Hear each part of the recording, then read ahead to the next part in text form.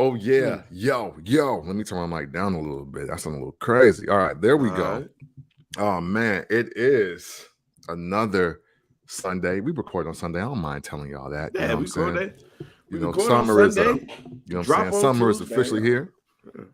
You know, so summer is officially here, man. Is it hot as shit in Nashville? Hell yeah, it's been.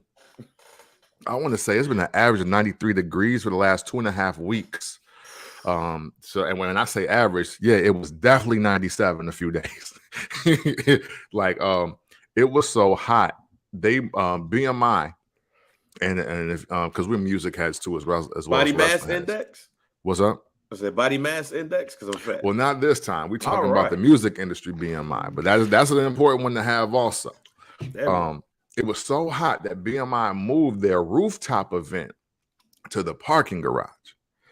That's how hot. That's how hot it was. that was last week. Oh, that's hot as shit. Yeah. Oh, yeah. God. And I was like, damn. When you literally think, hey man, nah, we way too close to the sun and exposed. we gotta do it outside, but we can't do it like here. We don't do it in the parking garage, fam. Move your cars. You know what I'm saying? Nice little event though. You know what I'm saying? I'm looking forward to going back. As I try to get myself more in tune with the other side of Music City. You know what I'm saying? Seeing a lot of hip hop and R&B inspired country artists. You never thought you would see that. Hey, but that's falling in line with the talk we had yesterday. Okay. Yeah. Hey, yo, everybody real rhythmic out here in Music City, and everybody ain't fucking with. Man, look, man. You know what? All right, so a quick sidebar before we get into, the first black champ, all that stuff. But, we might have white people that listens, you know what I'm saying? And their country is black music too. When you think about it. So it's an article, it's a actually Billboard magazine just did a country power players list. And Jimmy Allen is on the cover. Jimmy Allen is what, Cam? Jimmy Allen is white male. Right. But then I got to thinking, like, all right, what about like I forgot the shorty name and shit. She won the Grammy, the black chick. I just got to thinking, like I'm sorry, go ahead. Yeah, I can't remember her name right off the top of the dome, and I don't listen to the music often, so I'm really confused. But no, oh wait a minute. Oh, whoa. Let me rewind that, Cam. Let me even go in a little bit further. Because you said, I had mentioned Jimmy Allen. Jimmy Allen ain't white. Jimmy Allen is black. Am I you talking about Yeah, I'm sorry, man. I misheard you in the headphones. My bad. I had to turn it up. You know what I'm thinking about? Josh Allen, and that's my bad. No. We're gonna rewind that. Jimmy Allen is black. Yeah, Jimmy Allen. Yeah, Jimmy Allen is the black dude that be rolling pretty tough with Morgan Wallen. Who did what? In country music in Music City. And who did what? Oh, that used the phrase "pussy ass nigga" correctly when talking to his other drunk friend while they were having a fight outside of his home. Bah. Yeah. Hey, that's my bad. I thought about Josh Allen. I don't know why. I misheard you in the headphones, and then you got the black shorty who won the Grammy again. I can't remember her name. Yes. I'm bad on that right now. I'm slowly but surely getting faces and names together pretty well. Right. So, but yeah, country music is almost the new R&B. Yeah, is where I'm going. Yeah. Because Versus was this weekend. Well, this past week, what was that, on Thursday? Thursday night. You see Omarion versus Mario, all of those things. Then, you had Steven Jackson, who came out and was like, yo, it's a bad look for R&B.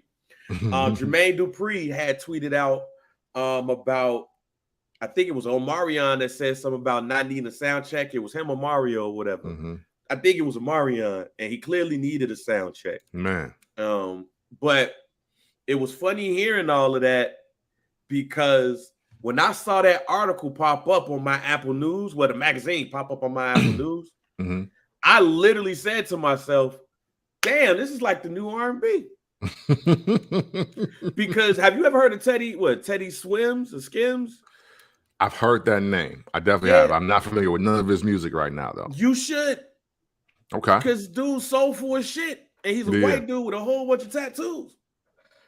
So now let's get into this real quick, because now I guess he's now in the section with Mitchell Tenpenny. Okay. Ernest, and even though he's more rock influenced, Jelly Roll. Okay. Because those are big or stocky, husky white guys with tattoos. Yep. That really get their Michael McDonald on, though. Yes. That's Teddy. That is Teddy.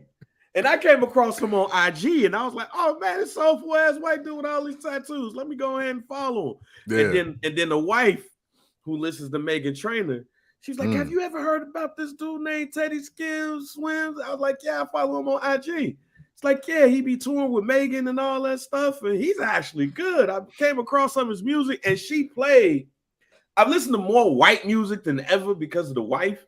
We get up in the car and she turned it on like not blue-eyed soul hits, like white hits. Right. I'm like, damn, this Teddy dude is. I ain't listened to nothing but IG.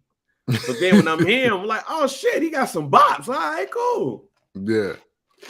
Hey, it's a real thing, and I will say, like, these guys are not shy about who their influences are. They'll tell you off top, no, I'm influenced by R&B. I'm influenced by hip hop. And why wouldn't they be? They in their late 20s, early to mid 30s. They grew up with us. Like, a lot of them watched us when they were in junior high, and this is what they fucking with. They was like, oh yeah, no, I love Boyz II Men. I like that Jodeci song. Like, I know I'm not supposed to like him either, but yo, man, that R. Kelly, man, he really had some good songs. Yeah, look, hey, I told Sean Stockman, I had interviewed Sean Stockman in DC. One of the first questions that I asked him, I think it was off camera too, because I ain't wanted to sound racist. But I really truly believe that without Boyz II Men, there's no BTS. That without Boyz II Men, there's not a lot of soul coming out of these Asian countries. Like, if you go on a rabbit hole, of like Asian R&B, like out of the Philippines, and like that K-pop shit. That K-pop shit do be sounding like Boyz II Men albums. I was telling you, he gonna tell me, he was like, oh man, I don't even think I thought about that. Like, fam, y'all ass stay in Asia singing Bended Knee. You can't tell me. You can't. Look, shouts out to one of my former co-workers, Eleanor. I would go up in her office. She's Filipino. I would go up in her office, and she'd be like, Bing, listen. And it'd be some cold ass Filipino person singing like Bended Knee. Damn near as good as them. Or remember the viral video that went with the two Asian kids singing the Jennifer Hudson? Oh, with yeah. The three ones. Yeah. And they knew every word. They probably don't speak English, but they know that song. Yeah. I bet you them kids right now is like selling 1 million copies in Asia right now. Yeah, hell yeah. They double plat that is probably at least.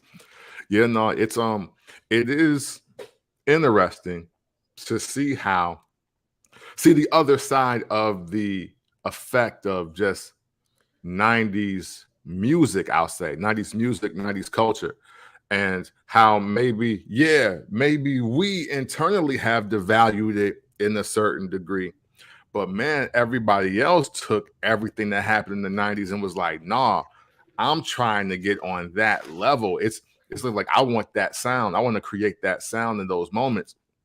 And a lot of the people that grew up with us or under us that just happen to be white or Asian are taking soul and music way more serious than us. Like, I've been trying to avoid an argument for a long time, and because I do think that Jazmine Sullivan is getting everything that she should be getting. But man, JoJo was secretly probably the best R&B album creator right now for women.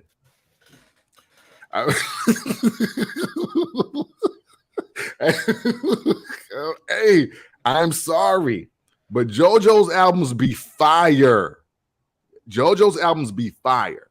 Yeah, But I don't want to start looking like a hotep to you niggas out here on the internet. She like niggas. Remember? Oh no, she definitely do. But the thing is, first time I saw her was with the little soccer player dude that never made it, but he was supposed to be cold. What's his name? Freddie dude.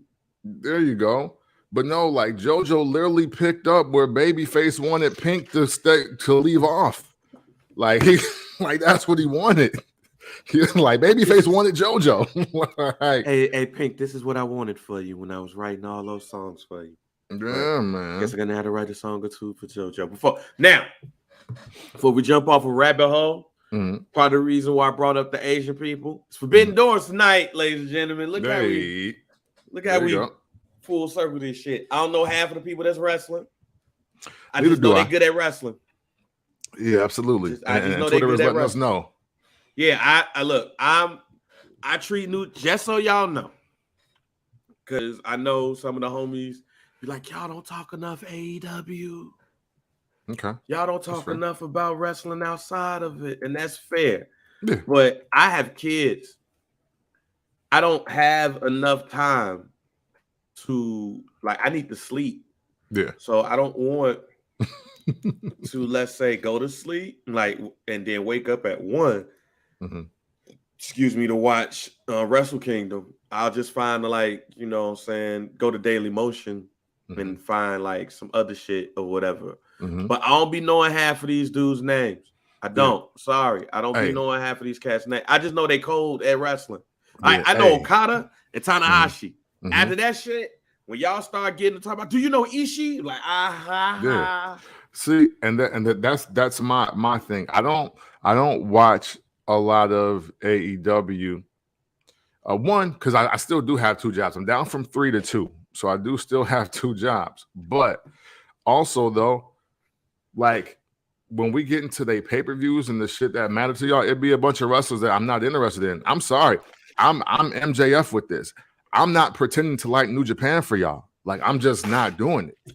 I will watch a match, and if a match is good, I will give it its respect. If there's a storyline or there's something I think that's super dope, I will check it out. I mean, hey, look, we can talk about Jade and the wrestler formerly as Ember Moon and how she be getting her ass every single day on Twitter. Like, because that, to me, that's the most compelling storyline in wrestling. And it's involving 2 black women, and y'all not paying attention to it enough. Jade's a bully, fam. Jade's a bully. Yeah. Like, look. Say this right now. Jade is the cool. See, this is why we need more black people in AEW. Not just in the ring, but outside of the ring telling the story. Yeah. Because white people are really getting, for the first time, the upper echelon black chick and the nerd black chick having an argument. That's what this is. I've seen this all my life. Yeah. I went to Chicago public schools for most of my life. I've seen this. Jade is that upper echelon black chick that everybody likes. She's the popular girl, and Ember Moon, Athena, whatever we want to call her today. Whatever we want to call her today, she's the nerdy black chick who really, she cool, but she lame. Yeah. And she say lame shit in the argument, debate, and everybody laugh at her. Yeah. I kind of hope that, even though it's not going to happen, I would love for Athena to be Jade, because Jade is the bully right now.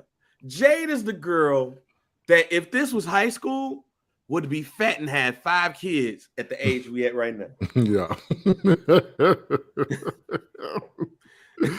Hey, but you know, and the most compelling thing about this, see, look, y'all want to talk AEW? Cool. We're going to talk to black women in AEW. That's what we're going to do. Yeah, we're going to do.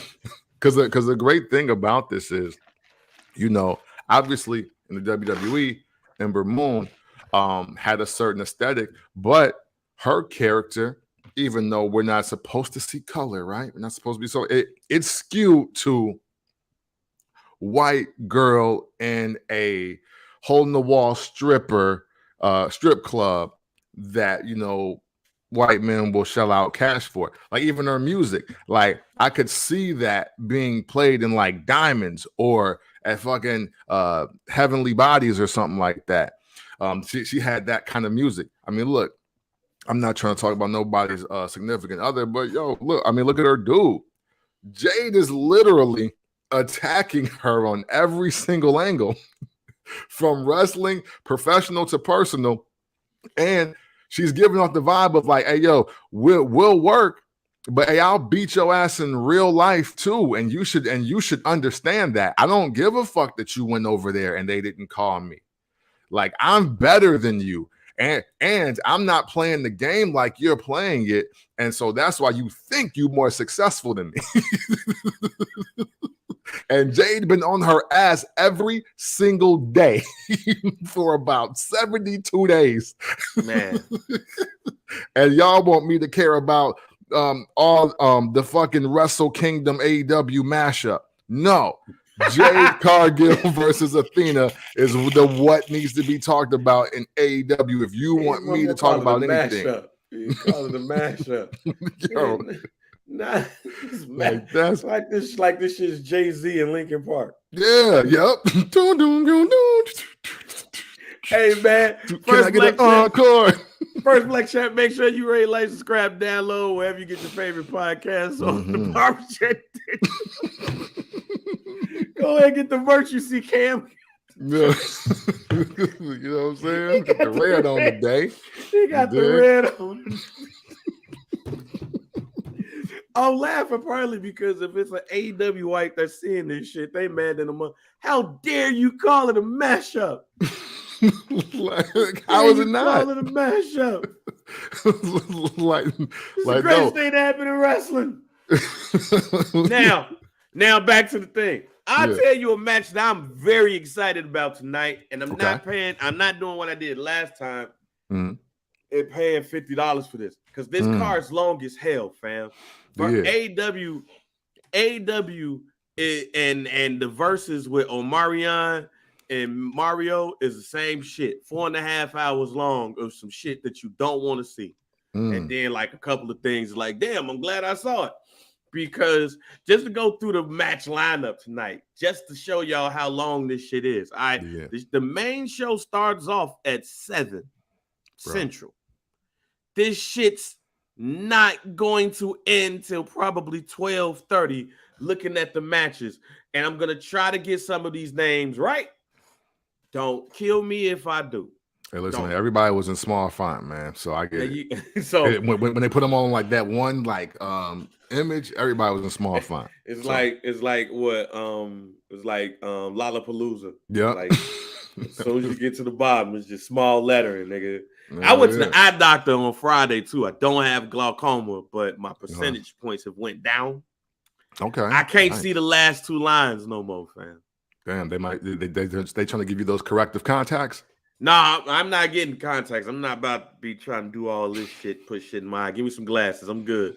But nah, they fixed my shit and I could see it all. So I would have been able to. So if I had my glasses, I could be able to see the lower lines. That's basically what I'm telling you. But 3 kickoff show matches, fam. 3. And one of these you gonna laugh at because I know how we feel about this person. And these 2 people, and we know how we feel about them being in AEW. All right, so kickoff show match. Mass Caster and the Gun Club, which is Billy Gunn's kids. Yeah. And Mass Caster's a dude that be rapping versus Yuya Uemura. This show's gonna be great because I'm fucking up Asian names and not trying to be racist at all. I just can't pronounce these shits. Alex Coughlin, Kevin Knight, and the DKC. The DKC sounds like they fuck bitches and leave. Just want to let y'all know that. Another kickoff show match. QT Marshall versus Hiroki Goto and Yoshi-Hashi. Yoshi-Hashi. I feel like he's like somebody I've seen before. Was he ever on Shoot Wrestling? I don't know. Probably. But yeah, hey, so far my mashup statement still stands. All right, and the last kickoff show, Cam, El Desperado and Yoshinobu Kanemaru Nobu. versus Swerve Strickland and Keith Lee. Hey, man. Shout to Keith Lee for getting on the undercard. Hey, man. Hey, look. Hey, man, listen.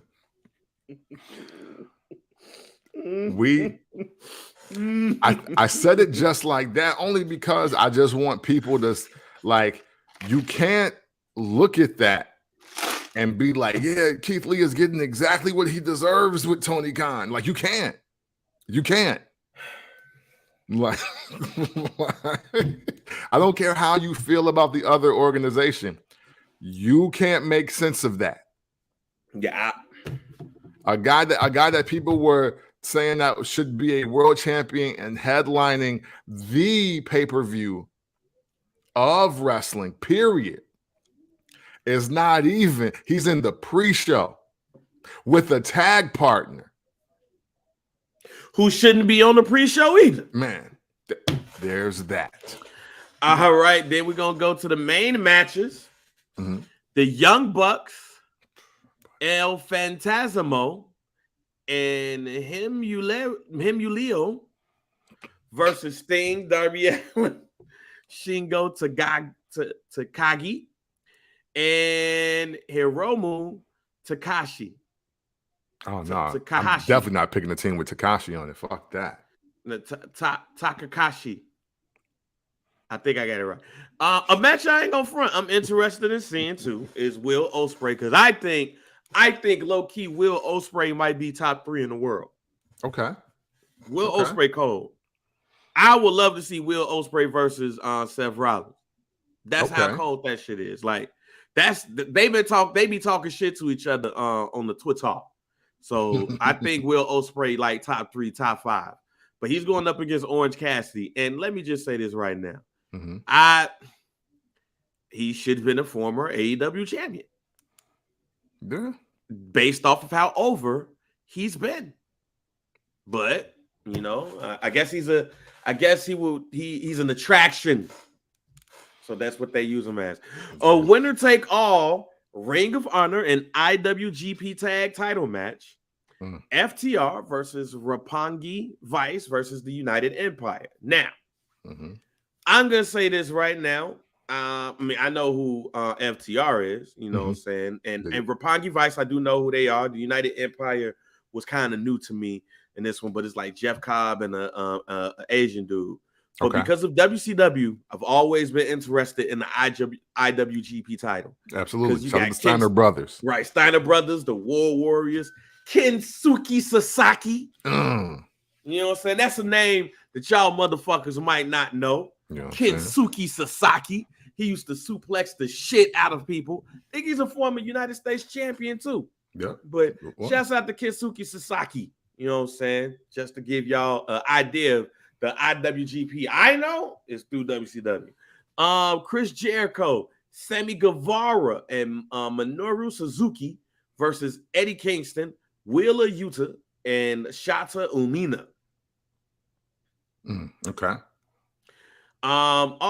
The AEW Women's Championship ain't got an Asian involved. So it's like an Asian mashup, but they didn't find an Asian woman to wrestle Thunder Rosa. But Thunder Rosa will be defending the AEW Women's Championship versus one of our favorites, Toni Storm. Hey. And I think Toni Storm's going to win that. So Zack Sabre Jr. is going to be going up against the mystery opponent. Daniel Bryan is out of action for a couple of months. He's not being cleared to wrestle. So, you know, the damn Daniel. Is rumored that Cesaro is probably going to be the mystery opponent against Zack Sabre Jr., who I like Zack Sabre Jr. as well. Like, he's somebody that, you know, I think, you know, can go as well. I ain't saying he top 5, but the buddy on some technical wrestling shit, like how WWF used to be back in the day. Who's the best scientific wrestler in the world? Is Bret Hart, like Zack Sabre Jr., Daniel Bryan, they all from the same cloth. Okay. Now I am interested in this match too. I just don't know what time it's gonna happen because shit, the shit be late. But Jay White, who I've said on this show right here, could be one of the biggest wrestlers in the world if Vince McMahon had his hands on him. Versus Adam Hangman Page. Oh yeah, his promos. Shit, and his when he won the IWGP Championship, he basically did a dope ass promo where he said, "Hey, AEW exists because of me, because I beat all of your favorites, and then they went back to America and it's like, let's start our own organization." So you're welcome. Right. Yeah.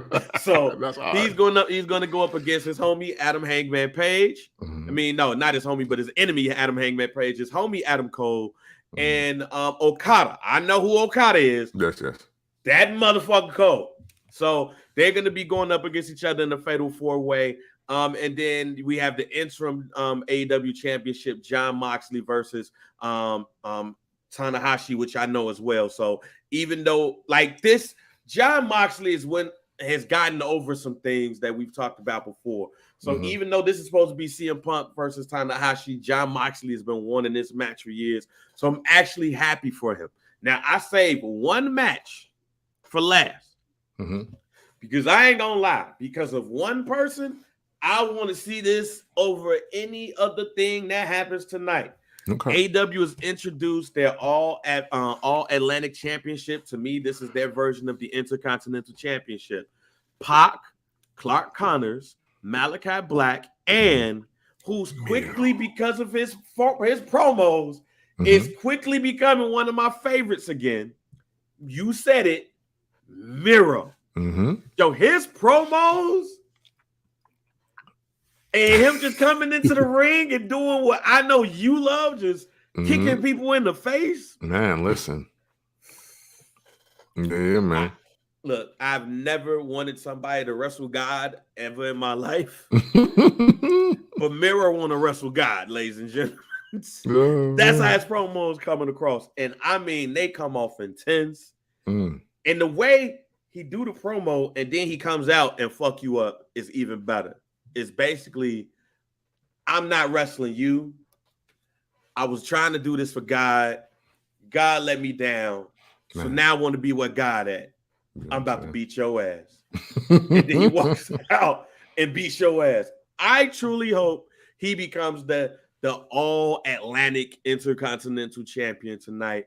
But I also believe that Miro should not be in the mid card of fucking AEW. Hey, man. See this? I mean, we're in a hell of a trick bag, right? Yeah. AEW is still, I believe, in a great space, but unfortunately, the owner doesn't believe that he can do what they're supposed to do. And I'm only saying that because he said it in the press release. Well, not in the press release, but in an interview. He said that it's virtually impossible to create wrestling superstars in this era. And he's totally fucking wrong. Man, you're wrong. Like he's just wrong. Like, bro, just say you don't know what you're doing. You know what I'm saying? And then hire people to act accordingly.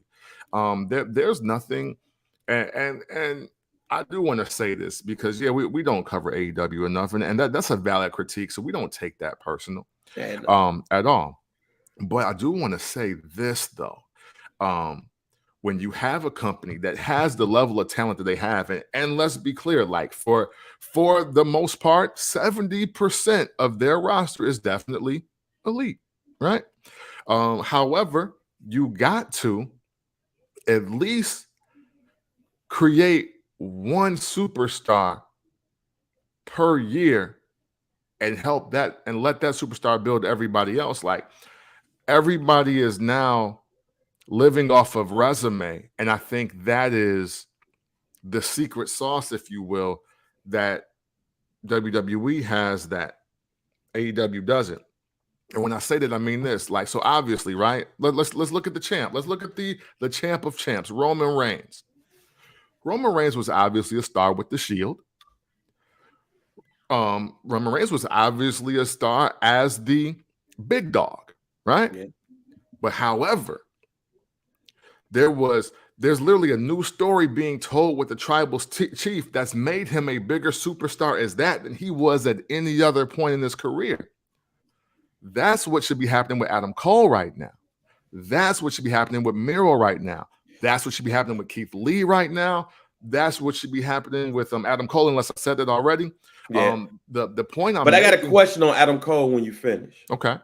The point I'm making with that is, it's like, okay, yeah, we get it. We on the internet and we've seen these guys overseas, or we've seen them in the WWE and we know what they can do.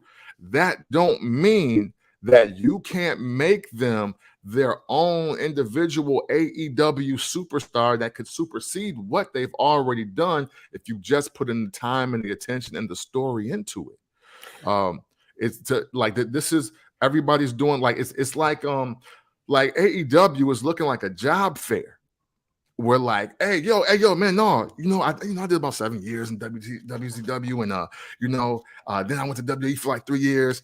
I got 7 titles on my resume, so I mean, I would love to just come in here and work, but it's like, bro, I get it. We're gonna take your resume and we'll get you and we'll call you back, but what does that mean moving forward when we actually hire you? Like, are you just here to be another cog in the system? Are you here to just be an opener or a match? Or do you want to be the reason why people come to pay-per-views? Do you want to be on posters? Do you really want to sell merch? Do you want to do all these things? And like, AEW has a job fair feel to it. And that's why I don't necessarily get into it. Because it's not that it's totally bad wrestling, even though we do see near-death experiences sometimes. And it's not necessarily all about bad booking. And I know people love to throw that out there. It's just that there is no structure to say, like, hey, these are tier A superstars because of what they're doing now. Not these are tier A superstars because of what they already did before they got here. And I feel you on that. Some will say that Forbidden Door was sold out, and it sold out so quickly and everything, and that proves that AEW does have superstars. Mm-hmm. Now, I would say to that, so the Odeon was sold out back in the day when ECW used to come to town, and I would argue that they probably would have sold out if they went to a bigger venue, because it's not necessarily about the wrestlers; it's about the company. Yeah. And then you do got a lot of people that love New Japan Pro Wrestling. I think the underrated part of and what's not being talked about enough to me is how much people love New Japan Pro Wrestling. Yeah. And the scarcity of them coming to the Midwest. See, when New Japan do shows, even though they have done shows, elsewhere, they really do a lot of shows on the West Coast. Yeah. Because it's easy for people to get there. Right. Like San Francisco and LA and all of those things. So seeing them come to Chicago, a market that you very rarely see them in, hell, this is one of the first times I've heard of them being here. It tells you a lot about what people think about New Japan more than it tells you about what they think about AEW. Because AEW been in the Chicago market more times than I did in the 6 years that I was gone. Like, it's like right. AEW was in Chicago like every other weekend. It feels like like, damn, absolutely. Like, so I think this was more about seeing some of the stars at New Japan more than it is about seeing them at AEW. Now, with that being said, here, I want to move over to Adam Cole real quick because Booker T was people was pissed at Booker T. All right. Because of his thoughts on Adam Cole, and without going into the whole quote, basically saying that homie needs to put on more weight. And if you put on more weight, maybe some of the injuries that he has will go away. And then plus he'd probably be a bigger player in wrestling. I know we've kind of lately made a little fun at Adam Cole because Adam Cole out here looking like a janitor in the body. But is Booker T wrong in his assessment, or are wrestlers or his friends and wrestling Twitter being a bit too sensitive in Booker T's assessment of Adam Cole, Bay Bay. Okay, so I'm about to show my age and era here. Let's go. Because I agree with Booker T. And I agree with Booker T because he didn't take the approach that superstar Billy Graham took a couple years ago. So like, because superstar Billy Graham was wilding. Hey, yo, he flat out said, hey, the Adam Cole kid is good. He need to take some steroids, and then he could be a world champ. I was like, whoa, fam. Did you not watch your doc, bro? Like, the fuck did you talk about? Not see your hip, fam? Right. I was like, dog, like you didn't even know what happened to you at that point. Like, that's terrible advice. However, Booker T, though, I gotta say, man, I am more of a sports entertainment wrestling fan than I am a pro wrestling fan. So you're part of the Chris Jericho Appreciation Society, basically, as opposed to everybody else. You know what I'm saying? Basically, and you know what? I think that when you are a professional athlete of any kind, you should have a larger than life element to you, especially in the world of wrestling. Now, I am not promoting that wrestlers start taking HGH or the clear, or, you know what I'm saying, getting testosterone boosts, none of that. But I think the way you treat your body, especially with what these guys want to do, it looks cooler when you're in better shape, bro. Like, it just does. There is the thing is, maybe Adam Cole don't necessarily need to gain more weight. He just has to look, and he has to look stronger for the weight that he has. He might have a problem with gaining weight. Okay. Maybe he needs a nutritionist. I don't know. Right. But I think there are some things that Adam Cole could do so he could become everybody thinks he's supposed to be, because there's obviously a disconnect here, right? Eventually, we can't blame it on booking. We can't blame it on money. We can't blame it on the company, because physically, if people are saying physically, it looks like he's regressed. We haven't talked about a great Adam Cole match in over a year. And I'm talking like great, like the ones where it's like, yo, that was a moment in time. Obviously, he's not necessarily laying eggs out there in AEW or anywhere else, but we're not talking about Adam Cole with the same vitriol and the same excitement that we were just a year and a half, 2 years ago. Right. And I think a lot of that has to do with his presentation. Yeah, and so Booker T's not wrong. People don't want to hear that kind of shit, though, because look at how some of the biggest Adam Cole fans look. Like, look at, you know what I'm saying? Like dog, they just want to see super kicks and kisses on the cheek and just other bullshit. Like, they're not equating a wrestler's look as what makes them elite, top tier, championship material, 5-star. Yeah. Like, they're not doing any of that. They're there for the moment. Like, Adam Cole could walk out with a leather coat on, with no shirt, call everybody a bitch, and super kick people, and people be like, he's the greatest wrestler alive. And that means the bar is in hell if that's what all it takes for him to get over and people to give him his respect. My man said the bar is in hell. Yeah, the bar is in hell when that's all you got to do, and people love you for it. You dig what I'm saying? Yeah. So Booker T's not wrong. People just don't want to admit it. But I mean, shit.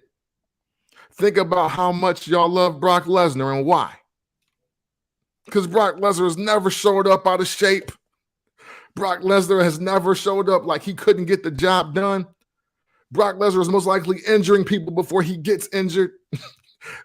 And you know what? No matter what, and he's been giving us the same performance now for about a decade.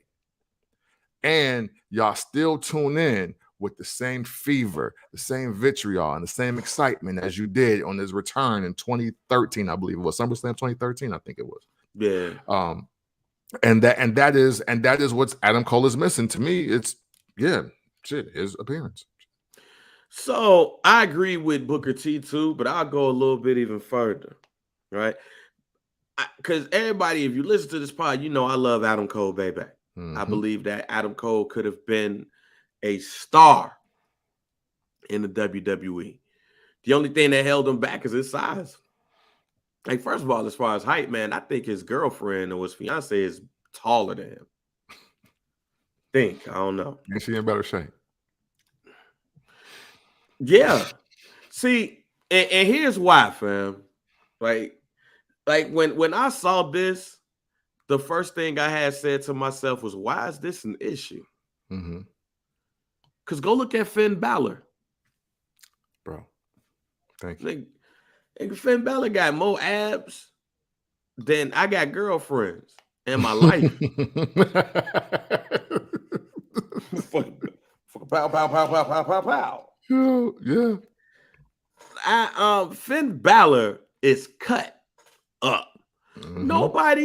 For me, I'm not asking Adam Cole, baby, to be 6'5", 270, swole. I'm not asking him to be Andre the Giant. Right. I'm not asking him to be Hulk Hogan, 6'7", 303 Hulk Hogan. Right. I'm not asking him to be Ricky the Dragon Steamboat in 89. I'm not asking him to be Tony Atlas. I'm not asking him for none of that. I just want some shit. I want him to look like the part, though. Right. He looks like average white man. Yeah.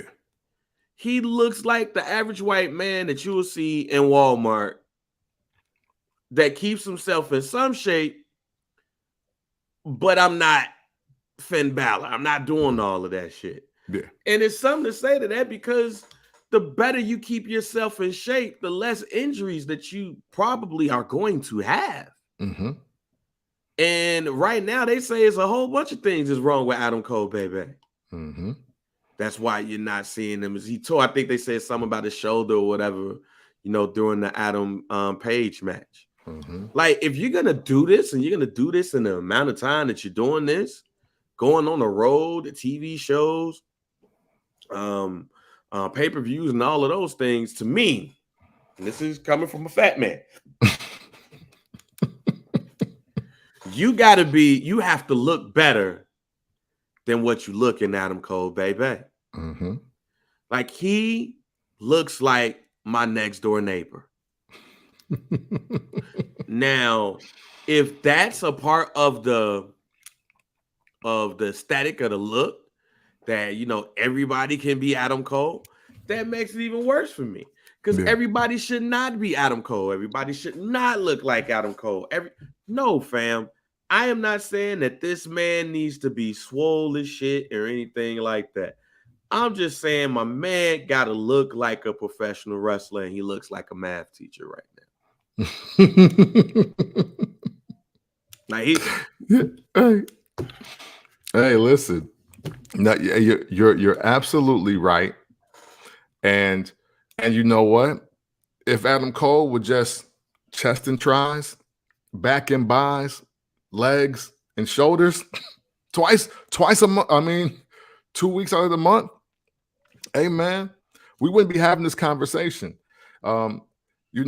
Again, I think with the internet, independent wrestling, backyard wrestling, like all this other shit, just other wrestling in general, people became so obsessed with doing the moves and calling and getting shock value that they stopped preparing for it.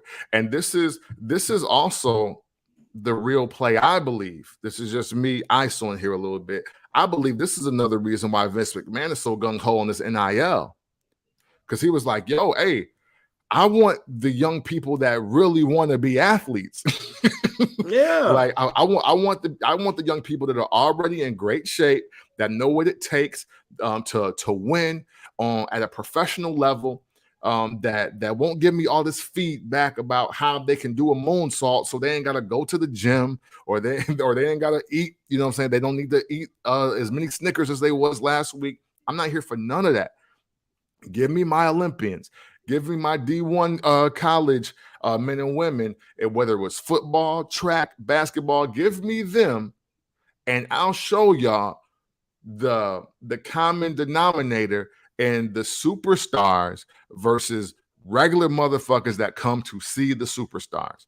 And I think that's what Adam Cole and his tree, his lineage, they should all be concerned about that, because AEW, in an effort to compete, will have to follow suit, especially if he has the most out of shape looking athletes as champions in his organization. And again, I'm not saying that that man got to do anything but this. Just look like you've been to the gym. Man, word. Yeah, facts. Like, I'm not, look, Adam Cole looks like he don't look like the gym teacher. Man. He don't look like the disciplinarian. He don't look like anything but the math teacher to me. Now, here's the funny part of what I'm saying. Some people say, well, y'all didn't say nothing about that when he was in NXT. You know why? Right. Let's talk because you can mask anything with some dope quality content. I'm sorry, I ain't seen that same output of dope quality content in AEW that I seen it in NXT. So then also, when you start seeing those things, you start seeing like, oh, okay, these are some things that I missed. Yeah. But look, let's not disregard this either. He was around 3 other guys that kept themselves in way better shape than him. Roderick Strong, Bobby Fish, even with injury, and Kyle O'Reilly. Adam Cole shaved his chest more in NXT. So and his body was a little bit tighter, pause, in NXT. Right. Right. It's like, I went to AEW and I ain't got to go to this gym. I ain't got to go to the Performance Center. Right. See, that's the thing. The regimen. See, again, this is why people in the other organization were egregious talking about something. I don't need the Performance Center. Like, I think even Jordan Gray said that. I'm like, nah, you saying that because you work out already. Man. Like, you saying that because you gonna keep yourself in good shape whether you wrestle or not. Everybody don't feel that way. And I don't know, maybe it's the Allen Iverson effect, but y'all don't have the whole story. Since when do pros not practice? Like,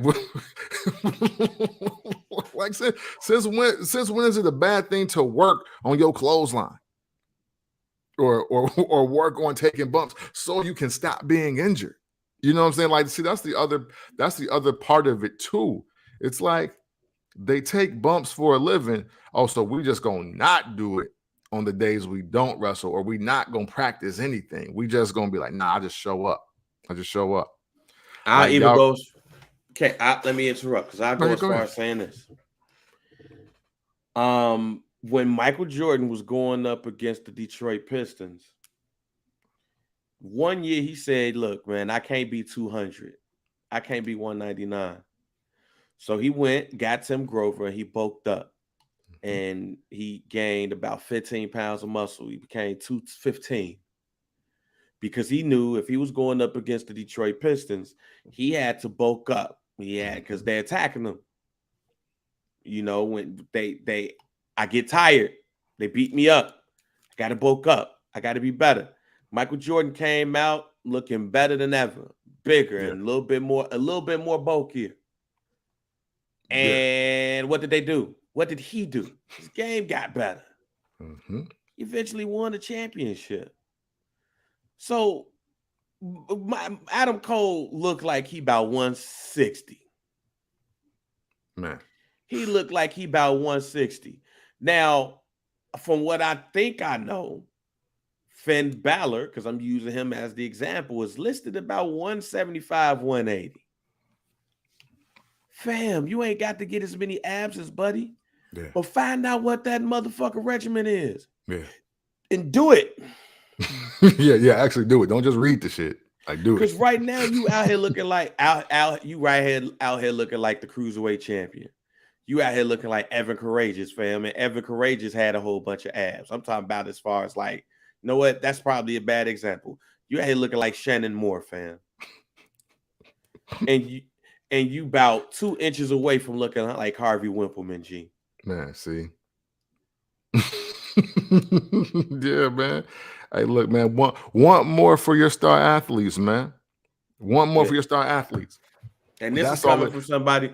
This is coming from somebody who might have like that 2 times bigger than you. No. I just worked out though. There you go. I'm trying to lose some of this shit. I'm not trying to be 175. You know what I'm saying? But under 250 is great. Yeah, man. You just want a better presentation. Right. I just want a better presentation and more stamina to run around and chase these kids around. Yeah. See, I'm trying to get down to chase kids. You should want to go up to help your injuries and to look better for your fans and look like a heavyweight champion. You do not look like a heavyweight champion, fam. Yeah, dog. Hey, listen, man. Algebra 2, fam. That's what you look like. Yeah. Adam Cole looks like Algebra 2. Right. Algebra 2, fam. Motherfucker like trigonometry. Yeah, man. Hey, man, listen, man. You always want to admire the hero in the movie, man. Hey, get your drafting, like drafting class. That's what he looks like, fam. He looks like, all right, class, get your rulers and your protractors out. Oh man. And turn to the page. Turn it to the geometry part of the book, page 45. We're gonna talk about that today. That's what Adam Cole looks like, fam. Man. It is what it is. All right, man. Before we get to anything else on this pod, because we actually talked about AEW more than we've ever talked about them. That's actually dope. Yeah, and look, there you have it. There you have it, man. Forbidden Door, Sunday night, Chicago, Illinois. I will not be there because the tickets were sold out and StubHub is expensive. But what we're going to talk about is Money in the Bank. Shorty, what you drink? Let's go ahead and get these predictions out the way. Hey, and shout to whoever was on. I'm gonna credit Cass for the year that they actually used Money in the Bank for Money in the Bank, the Scrappy and Young Buck joint. Yeah, they actually did use that one year. We're gonna use either him or somebody black made that choice. Absolutely. But some of the matches are in right now. We have the Money in the Bank ladder matches. I think there's more participants to be announced. But next week in Las Vegas, at the MGM Grand Arena, we're going to have Money in the Bank. And we're going to go ahead and get these predictions out this week. And if anything changes next week, we will let you know before we get into that podcast. I'm going to start with a match that I don't want to see. Okay. But it's there. They've been posing against each other, and then they had a gauntlet match to see if he could get in the match after he just beat Omos a couple of times. Now he has to get in a gauntlet match for the United States Heavyweight Championship. Whatever. Theory versus Bobby Lashley. Does Bobby Lashley becomes U.S. champion for like the 3rd or 4th time, or does Theory keep the belt?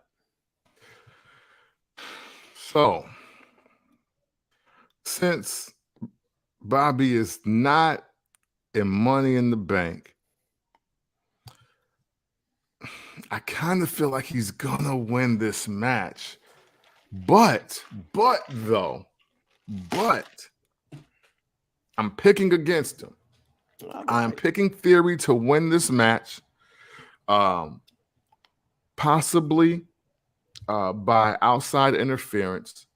And I'm doing that because there is more value in Theory getting over on Bobby Lashley at a pay-per-view than it is value in Bobby Lashley running through Theory and being the United States champion when we know he should be getting a shot at whatever major title or the unified title before this year is up. So I'm picking Theory. I'm picking Theory too. I don't think it's going to be outside interference, but it's not going to be a clean finish. Got you. which will lead to probably like another match or two down the line. But I think Theory versus John Cena is probably marked for SummerSlam. So for the United States Championship, here's my guarantee. Theory versus John Cena at SummerSlam for the United States Championship. Theory loses the belt to John Cena at SummerSlam, and the next night, John Cena will do an open challenge, and he would lose the United States Championship to somebody. That's my prediction. Okay. Right there. Let's go to a match where it's looking good, man, for Angelo Dawkins and Montez Ford. Montez Ford out here looking buff and eating everything in sight. Angelo Dawkins had a dope match against, I think it was Jimmy Uso on Raw the other night, where he basically came in the ring, was like, yo, I'm gonna beat your ass, and he won the match. So the Usos versus the Street Profits. To me, this is a win-win. But I'm gonna go with the Usos here. I don't think that the the Undisputed Championship stuff ends until I have another guarantee to happen. But I don't think that reign is going to end until a certain tag team gets put together for SummerSlam. So I'm going to go with the Usos to win this match. I'm going to pick the Usos as well. Only because I'm literally not sure what's happening with the Street Profits right now. And when I say that, like I was totally confused on how they were just a part of SmackDown. See, here we are doing these things that the rules clearly say you can't do, but you are doing. Like they did it with Riddle, and now they're doing it with Street Profits. And the focus that's on Montez Ford right now, I just don't see this being a situation where they're going to win. Call me fucking crazy. But not only do I think the Usos are going to win, I think the Street Profits are breaking up. Have Money in the Bank. It would come out of nowhere, but it would fall in line with all the talk and the hype for Montez Ford. Angelo Dawkins proves that he's not going to get Marty Jannetty, like I told y'all on Clubhouse 2 years ago. So it's like you say, it's win-win. Listen, if the Usos win, the Street Profits break up, and then they go at it on Raw for the next month or leading up into SummerSlam, we win big. So I got a question for you. Who does the breaking up? Does Montez Ford become the heel, or does Angelo Dawkins become the heel? Absolutely Montez Ford becoming the heel. Again, call me crazy, because there's so much talk about guys like Carmelo Hayes and even Adam Cole, baby. But the true guy that can really give you 93 Shawn Michaels is Montez Ford. Because his real life wife just happens to fucking be the most polarizing and baddest woman in wrestling today, Bianca Belair. See, the thing y'all ain't seeing is this. Montez Ford's real life is Heartbreak Kid Shawn Michaels 93. And he ain't got to turn on his wife to get her over. Seth Rollins, Becky Lynch comes close. But they don't even want to be booked together. But Montez and Bianca booked together. Now wait, that's box office. Even on Instagram photos, that's box office. So whoa. They both turn heel? Or are we do they both turn heel, or are we like Sting and Lex Luger, where I know you a bad guy, but you the homie? I know you the bad guy, you my husband. Here's the thing. Here's the thing, because that could happen, right? See, the thing is, Montez Ford has an uncanny ability to make you love him even when you're supposed to hate him. Angelo Dawkins, though, he's kind of got to be sacrificed in an effort for him to develop into something else. See, I think Angelo Dawkins would be a hell of a face. Like a hell of a face. He has, if you put Angelo Dawkins' personality with what Bobby Lashley can do, he'd be the greatest black wrestler of all time. Montez Ford, however, has this. He has what they call the it in versatility. Montez Ford is going to get over whether he's heel or face. So even when you got the good girl she has her own bravado, she has her own aesthetic, we're like, yeah, bitches can't fuck with me, and my dude is him. So literally, Montez Ford could come off on the fact of like, hey, yo, man, I look great. I'm the best athlete here. As far as the males are concerned, I can beat your ass. My chick bad. Like, why do I have to be nice to you motherfuckers? Like, why? Why? My real life is popping. Like that could literally be a storyline. And wasn't that really what Shawn Michaels 92, 93 was about? It was. So man, you got me. So look, for me, because shit, we don't know the whole SummerSlam card, and what would make more sense for SummerSlam than one of the most beloved tag teams of the last 3 years to break up and then be facing each other at SummerSlam? Because shit, we didn't get that when Jimmy returned to go against Jay to get it down with the bloodline. Like they totally abandoned that. He just got in line.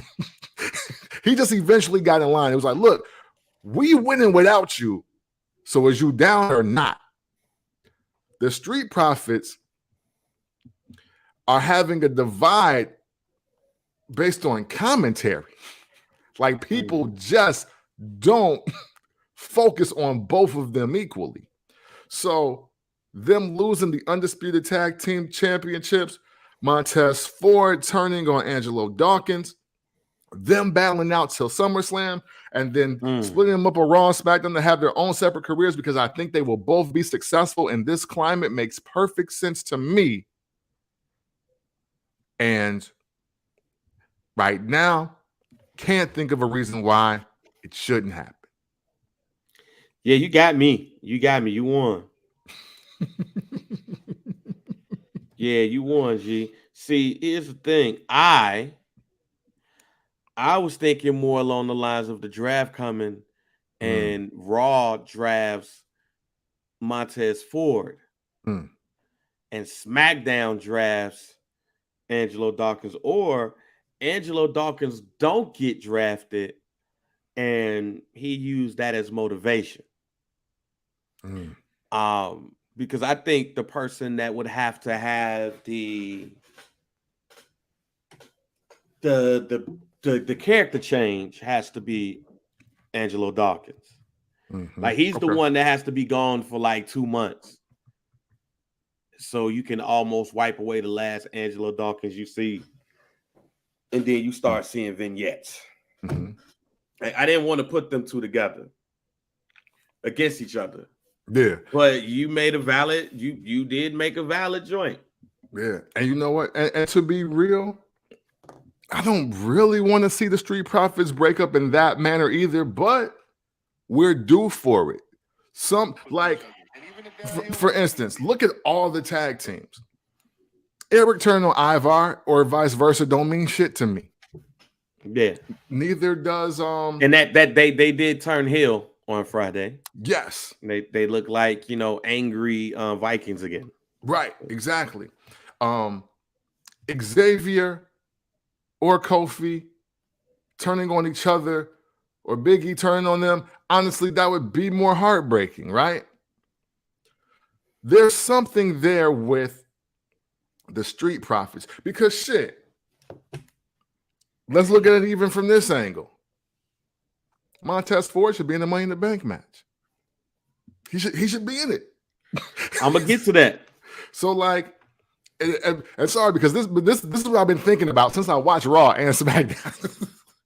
But my thing is this: he gonna be like, not only am I not in the match, I'm losing the tag team championships too. Oh fuck this! Because my wife killing the game. Yeah, like my wife is killing the game, bruh. I can't. Hey, look. Issa ain't about to Lawrence me. I like that. I like the analogy. Shouts out to Best Buy. You know what I'm saying? Shouts out to Best Buy right there. And we're going to get to that because it's something noticeably absent from the Money in the Bank, so to speak. But let's go to Bianca Belair versus Carmella. Rhea Ripley is not going to be involved in the title match. She is injured. So they did a 5-way match to see who would be her replacement. And surprisingly, Carmella won. So if you remember, Carmella and Bianca Belair was supposed to wrestle at SummerSlam. Last year. Yeah, last year. And she ended up being cast aside. Because Becky Lynch came back and Becky Lynch ended up winning in like 26 seconds. So Carmella never got her match at the pay-per-view. So now she's getting a match with Bianca Belair at the pay-per-view. Does Bianca Belair take the belt home or not? So even though one of my early year predictions was that Carmella was going to be the Raw Women's Champion. It literally was. Like in January, I said this was. It was. I am not picking her today. Okay, I was scared. Yeah. No, I'm not picking her today. And I wish I remember who tweeted it, but somebody tweeted out that Carmella and Dolph Ziggler basically have the same job in the WWE, and I definitely now agree with it more than ever. After watching Raw, Carmella is, I don't know, maybe she's a better enhancement talent than I thought. Maybe she is the unrecognized measuring stick in the WWE Women's Division outside of Natty. I don't know, but when I seen that, I thought about my prediction from January, 6 months ago now, and I thought about Dolph Ziggler. And I thought about, no, she can't win the Raw Women's Championship from Bianca Belair, like not this close to a marquee pay-per-view. No, that would be stupid. And there's no reason for Carmella to be the champ overnight. So unless they're gonna be in her hometown after fucking Money in the Bank on Raw on Monday, and I don't think that's happening either. So no, I think they're just paying Carmella back for the match she never got last year, this year at Money in the Bank. But Bianca Belair handles business, and business is good. All right, I'm gonna give a prediction of some shit that's not gonna happen, but I'm gonna act like it's possible. I'm gonna act like the prediction I'm about to give you is possible. There ain't no way in hell Carmella is winning this bout against Bianca Belair. So Bianca Belair is going to win. And here's why I give you the part that's definitely not going to happen. But if Bang was in charge, this would happen. After the match, Naomi attacks Bianca Belair, setting up SummerSlam, Bianca versus Naomi. Oh wow, that would be phenomenal. That would be phenomenal. Because hey, if all the booking was what they said it was supposed to be, that was supposed to happen. That was supposed to be the match, ladies and gentlemen. I think on Naomi's side, because of Roman Reigns, because of her husband, it is not as much heat on her as it is on Sasha. Oh yeah. I'm talking like Sasha is gone. I truly believe that Sasha is no longer going to be a part of the WWE. Yeah. I believe she's no longer part now, only contractually. Mm-hmm. I believe this is an old school release where we don't need no press release. We don't need no wish you well on your future endeavors. Mm-hmm. This is an old school, damn, Chris Jericho on Raw. Yeah. Yeah. Damn, he left WCW shit. I didn't know. That's how the Sasha Banks thing is going to be. We're not going to see Sasha Banks until her contract runs out, and that's when you're going to get that. And according to reported by Kaz, mm-hmm. He felt that when the shit hit the fan a couple of weeks ago, that they both had 2 months left on their contract. Yeah, I think Naomi comes back where I would like to see Naomi come back in the way that I presented it. Yeah, for sure. For sure. At the end of the match, Bianca is celebrating. Naomi pops up. Bianca's like, hey, girl, hey. And she gets her ass beat by Naomi. And then Naomi slowly goes to the back. Michael Cole or this is Raw, right? Yeah, so not Michael Cole, but Jimmy Smith. And Corey Graves. Yeah, Byron Saxton, Corey Graves, like that's what you get for beating up my wife. Like, you know, Jimmy Smith's like, no, what the hell is going on? Last time we saw Naomi was X, Y, and Z. You know, I would love for the shocking return of Naomi comes to play here. I fuck with that. Hey, yo, and shout to Jimmy Smith too. Just shout to him. He's doing a great job, man. Yes, he is. He's doing a great job. I know many of you probably don't think announcers matter that much, but I'm from an era where they were vital. Oh yeah, announcers matter, fam. You know what I'm saying? Announcers get you over. Fuck you talking about? Yeah. He's doing a great job at what at balancing who he needs to be between Corey and Byron, and I think that's it's. I don't want to just keep throwing out underrated, but I was like, let's appreciate it. Let's appreciate it properly is what I'm trying to say here. Yeah. So now we go to the women's on SmackDown. Natalya, Natty, who's been having some interesting back and forth with Ronda Rousey. Yeah. On SmackDown on Friday, she whacked the ass with a baby carriage. With a stroller, with a stroller. And I'm tired of Ronda Rousey not selling shit. Like that shit's irritating as fuck to me. Like that. But she gonna beat Natty. That Terminator 2 shit, man. Yeah, that shit's getting on my nerves. But she gonna beat Natty, so. Yeah, man. Hey, listen. I'm trying to be fair. Because Natty's doing a great job here, ladies and gentlemen. I don't think y'all get what she's doing. Like her last joint on SmackDown, she came out dressed as Ronda Rousey with the stroller. It was talking that shit. It was funny. It was probably one of the best promos that Natty has cut in her life, but if not a long time. And I'll even say that you can tell what Natty gave Ronda the feed off of made her better on the mic. Because even her pointing out, hey, I didn't recognize you without your rack out. I'm like, yeah, you know what? You be seeing them titties too, huh?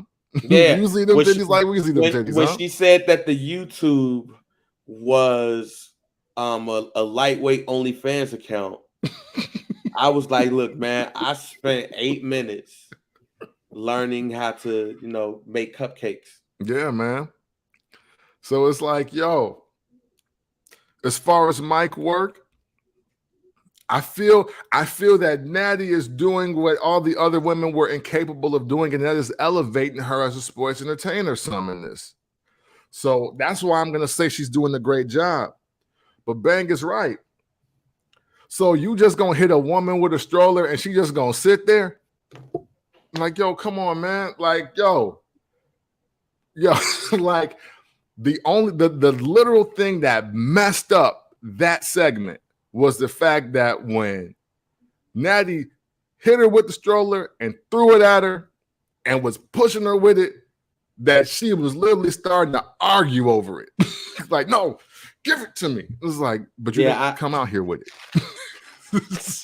So that and some of the social media shit has been good on Twitter. Oh, yeah, Natty been cooking her ass on Twitter, G. Yeah. Natty's been cooking Ronda Rousey. I don't know who writing them tweets, man, but she been getting cooked. Hey, listen, man, and you know what? The one thing that I'm gonna do is I'm not gonna underestimate Natty because her dad is still Jim the Anvil Neidhart. Yeah. Like, her pops is still Jim the Anvil Neidhart. Her uncle was still Owen Hart, so I'm gonna give her more respect. On like, hey, this is what I really want to do, but I got to whip these hoes into shape. So, yeah. So hey, whatever. but yeah, man. Ronda Rousey's gonna win the match, but at least she's giving us a better moments than she has been in the past. Yeah. Ronda getting on my nerves though. Facts. Yeah. This not selling shit is getting on my fucking nerves. Totally with you on that. It's gotta chill. Right, but it's not gonna chill because she's gonna continue being the champion. So let's go ahead and move on over to these Money in the Bank joints. Yeah.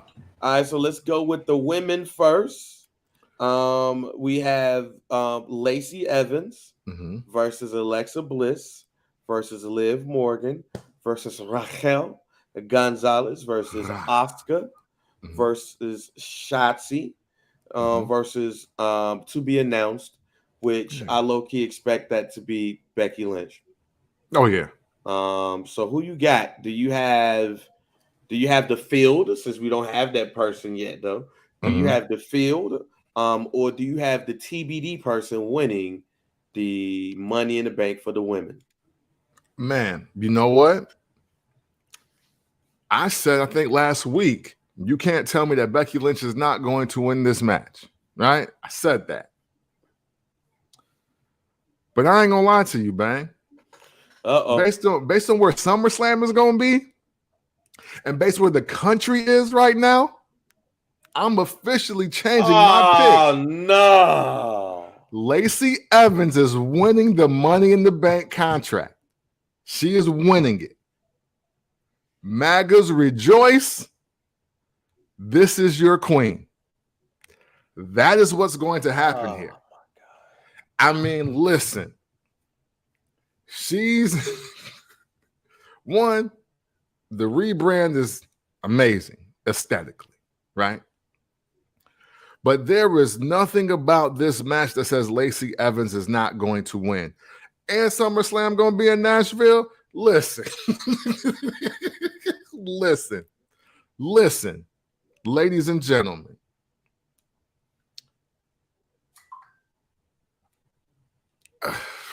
My softball guarantee is Lacey Evans wins Money in the Bank, cashes in on Bianca Belair in Nashville because she from down the road some in Chattanooga, or Knoxville, I'm sorry, not Chattanooga, Knoxville, and she beats the champ in her home state while representing the Bible Belt in the fashion that they want. That's my softball guarantee. I'm going to double down on it if I see what I think I'm going to see on July 2nd. Like, I want to be clear. My softball guarantee, though, is that Lacey Evans wins Money in the Bank. She cashes in on Bianca in Tennessee. and you got your great white hope and the baddest woman on the planet, Ronda Rousey, and you got your MAGA queen in Lacey Evans on Raw. And that's how Vince is going to close out the third quarter. Sorry. I'm sorry.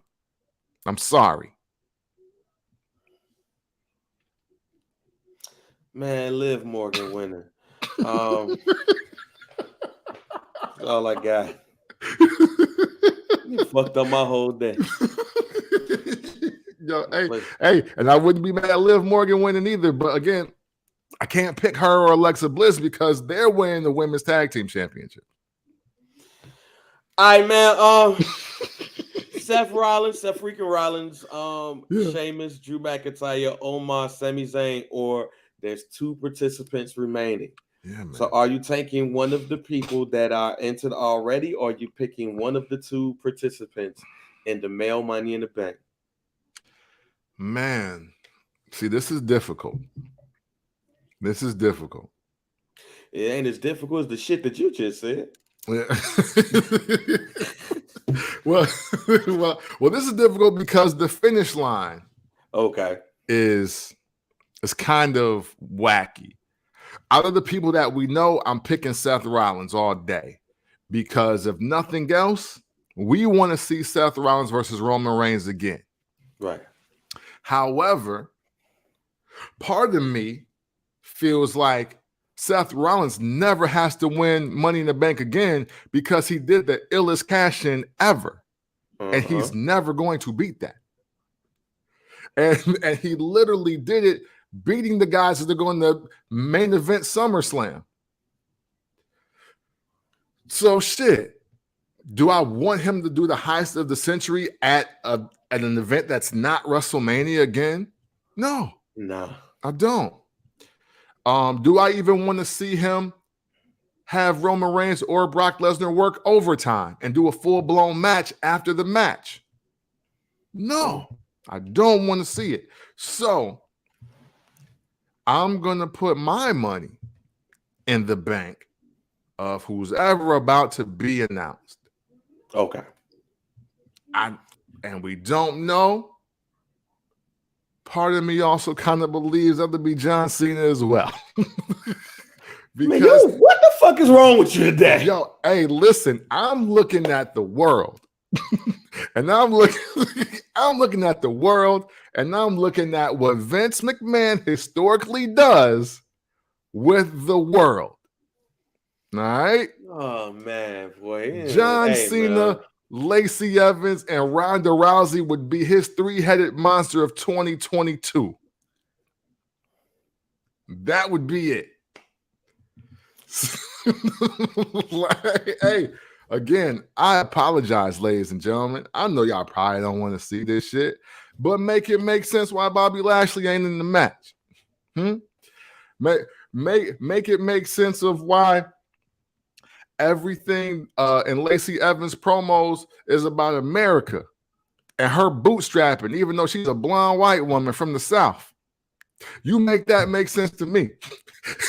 Like, we literally have been watching for about 2 months a white woman talking about how she had to bootstrap her way back to the WWE and make it in America. That don't touch my soul. Why would they do that for her to lose at Money in the Bank?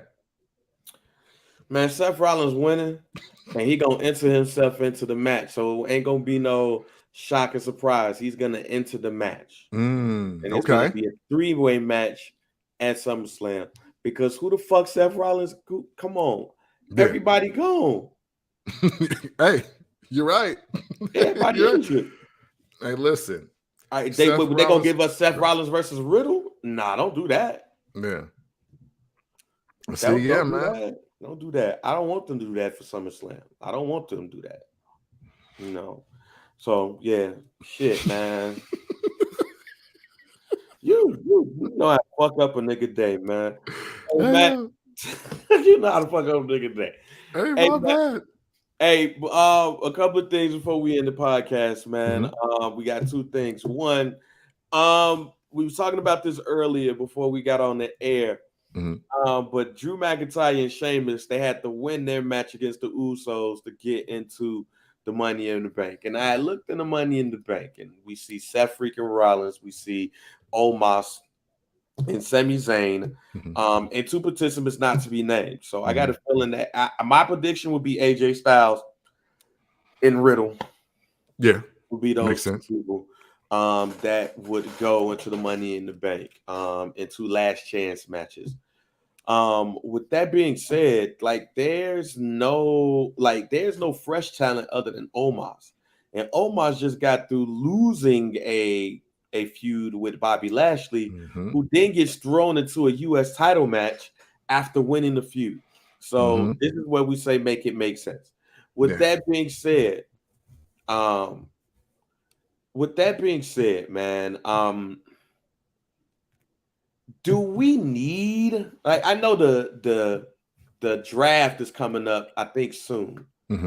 But what do we need from the draft? Do we need a great reset for this draft? Because there's not really any new blood. Not saying there's new stars, because there's not new stars, because one of my guarantees is that Carmelo Hayes will be on the main roster after SummerSlam. Okay.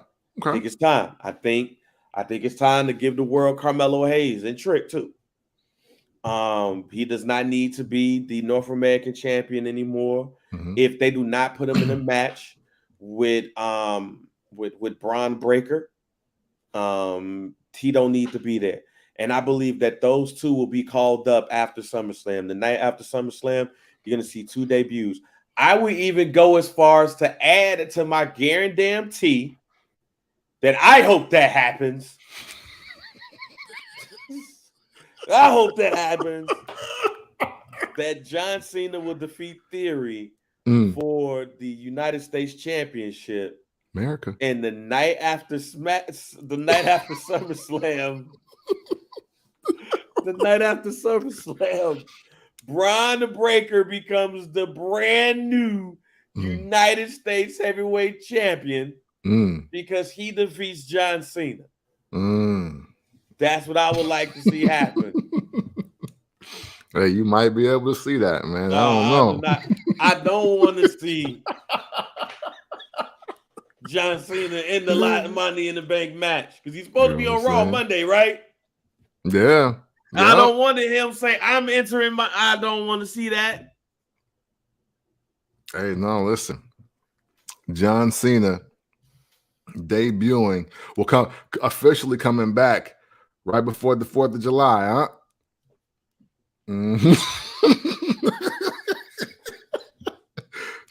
John Cena getting that warm up the week before the 4th of July, right? Okay. I would even give you, at the end of the show, I'm going to give you a John Cena that I would like to see come out. I'm going to give you that. But anyway, do you think that the WWE need a great reset, man? You know what? Call me crazy, but no. Because, I mean, shit, there were so many possibilities. I mean, this Money in the Bank match was really supposed to have Cody, Big E, and Edge in it, right?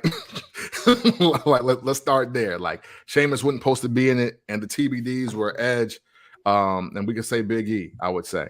Okay. So I don't think there needs to be a reset per se.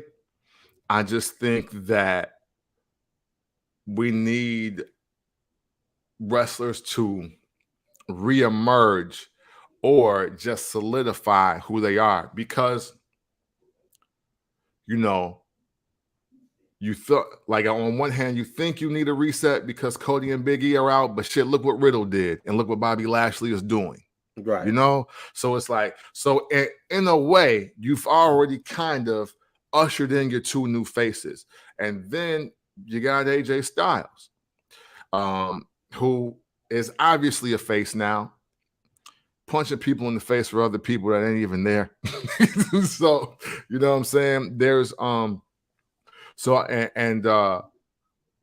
you know, if my Street Profits breakup is what it is, then shoot, you got Angelo Dawkins as another face that you can definitely use. and there is some competition for him to be down with. Yeah, man.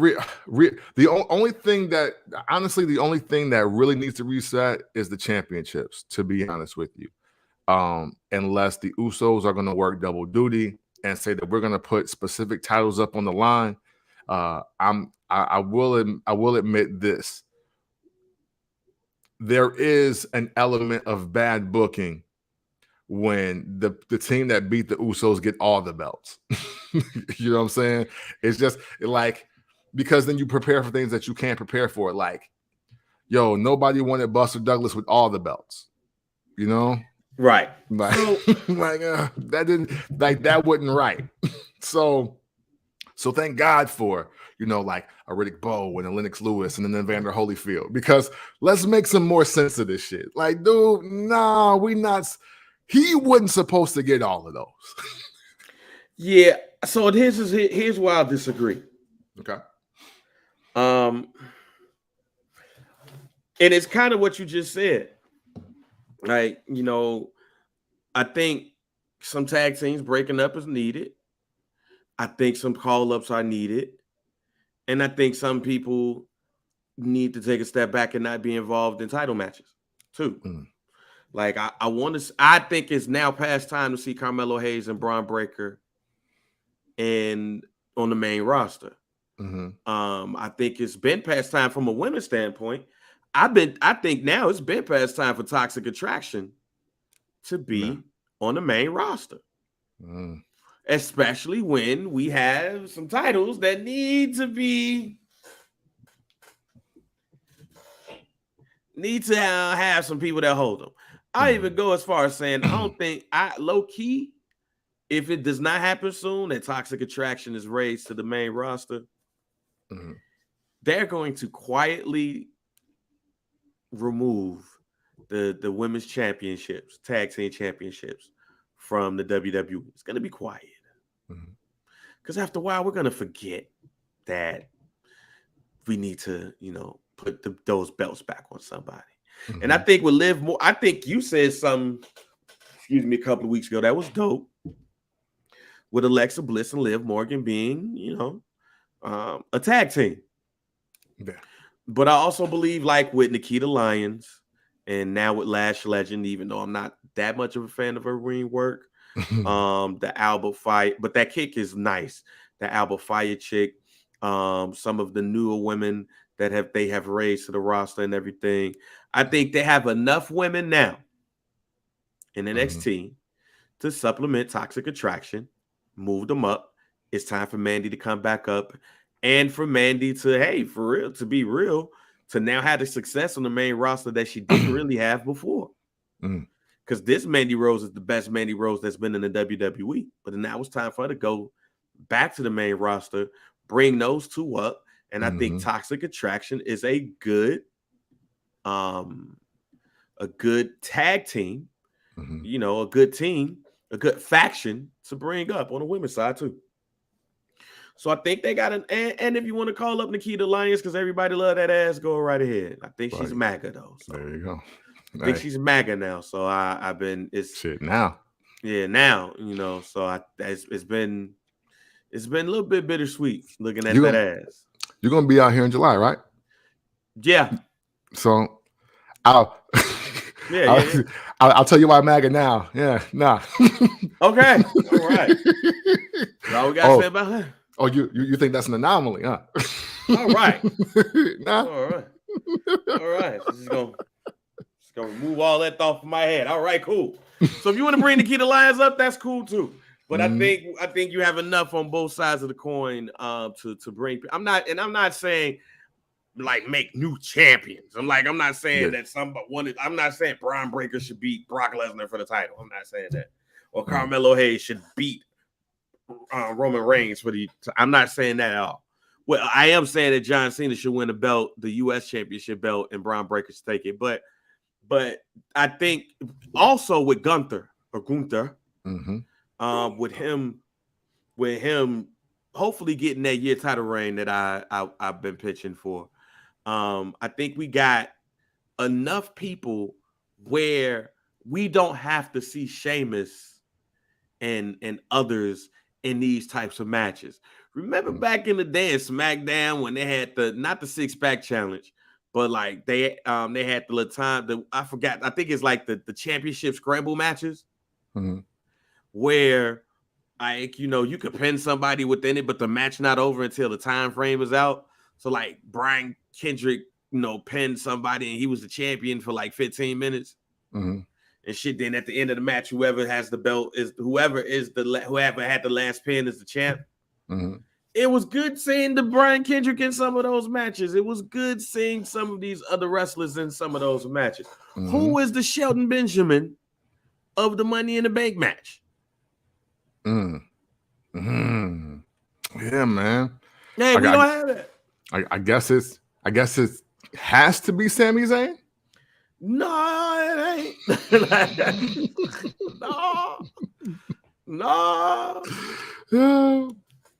No, it ain't. Like, no, it ain't. But no, we need that. We need some people being in some of these matches, not necessarily winning them, but to showcase the talent to put them over. We ain't got that in none of these matches. It's the same old same. So that's why I believe it's a great reset. Not necessarily saying that somebody should lose a belt and one of these young niggas should win it. But remember when Sheamus went against John Cena for the championship? Yeah, man. Jesse the Body Ventura said that the winner of this triple threat or whatever, like this fatal 4-way or whatever, like they all had to not been world champions before. And then Sheamus won it, and it was a tables match. And shockingly, Sheamus defeated John Cena in a tables match. We was all looking around like, what the fuck just happened? Word. I'm not saying we should go that far, but damn, we need to see some new blood and start to establish some new characters. We got Gunther being established a little bit more, but then after that, who else? So I think after SummerSlam, they should reactivate some things. They should treat the day after SummerSlam how they should have treated the day after WrestleMania. And we start seeing some new blood enter, or we see some new feuds happen, some real new feuds too. Or to your point, some people break up. So people say, fuck you, fam. I don't want to be your partner no more. And I think when we get that, it's like, oh, okay. Because I ain't gonna front. When I saw them do that shit with Sheamus and Drew McIntyre, I was like, oh, okay. Why the fuck are we doing this shit? They ain't got to be in it. Especially when it's damn near penciled that Drew McIntyre is going to be wrestling Roman Reigns in England at their big event. So do he have to win the Money in the Bank to get that shit when they in England? No, you ain't got to do that shit. When they did it with Rob Van Dam, it was just a shock still because it was an ECW pay-per-view. But when they gave it to him and he said, hey, I'm going to do this, we still was like, oh, they're not going to give him the belt at ECW. Until we saw the crowd and we was like, oh, there's a chance. Yeah, I don't think those English people going to be in England like you got to give Drew McIntyre the belt. They might. Now, what you probably will see is Tyson Fury knock the shit out of Drew McIntyre and Roman Reigns win. Yeah, there you go. Question: you made me think about this with the what you're saying about just the new blood thing. Yeah. Do you think that we are getting a lot of the same players in the system because they are too over as far as like selling the tickets, or not as over as we think we are, as we think they are in regards to selling the tickets? Nah, I think Vince McMahon knows who he knows, and that's why we getting the same people. Got you. Okay. I think Vince McMahon. And also because of old NXT as well. I think we got so many smaller, injury-prone people that we loved in NXT that came up. So, like, the typical person that Vince McMahon loved wasn't getting called up.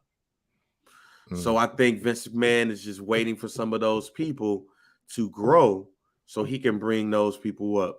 But right there at this time, he's staying with the old faithfuls to sell those tickets because those are the names we know. It's going back to what's my man name? The movie Distinguished Gentleman. And how Eddie Murphy cut off all of the people with the Jeffersons, and his name was Jeff Jefferson. It was similar to the candidate's name, and the campaign slogan was the name you know. Like Brock Lesnar is the name we know. Sheamus is the name we know. Drew McIntyre is the name we know. All these people are the names we know. So they know that we're gonna buy tickets because at the very least, these are the names we know. Just to say that we're supposed to be at SummerSlam. That's Saturday. That's why we're getting the names we know. Why would you take a chance unless without a buildup, we all at SummerSlam? Why are you taking a chance on Roman Reigns versus Bobby Lashley? Even though I would love it, Vince McMahon's thinking to me is, why would I take a chance on that when I could go break the glass and get Brock Lesnar, the name we know? Especially when, guess what we ain't talk about this week? Guess what I ain't see a lot of people talk about this week? Vince McMahon and the issues. Why? Because Vince McMahon broke the glass. Bing! Hey. Brock Lesnar. That's what I'm trying to tell you. I'm looking at the world, bro. Yeah. He's looking at the world. Man. That's why Vince McMahon, I think that's part of the reason why Vince is just like, I'm giving you the names we know. And right now, there's 2 matches that are set for SummerSlam right now. There's the World Championship, Brock Lesnar versus Roman Reigns, in a last man standing match. And on Friday, in one of the best promos of the year, Pat McAfee challenged Happy Corbin to a match at SummerSlam. I believe is official. So two questions that I have on this one. Does Pat McAfee need to be doing more? Like, does he need to be an in-ring competitor? Do they need to break the Steve McMichael glass and just have him a regular competitor? And the second question is, damn, how good Baron Corbin got to be in a situation where you get challenged to a match at SummerSlam, and which is only one match that has been announced. Is it Baron Corbin is that good and that trustworthy, or Pat McAfee is just that nigga? Man, listen.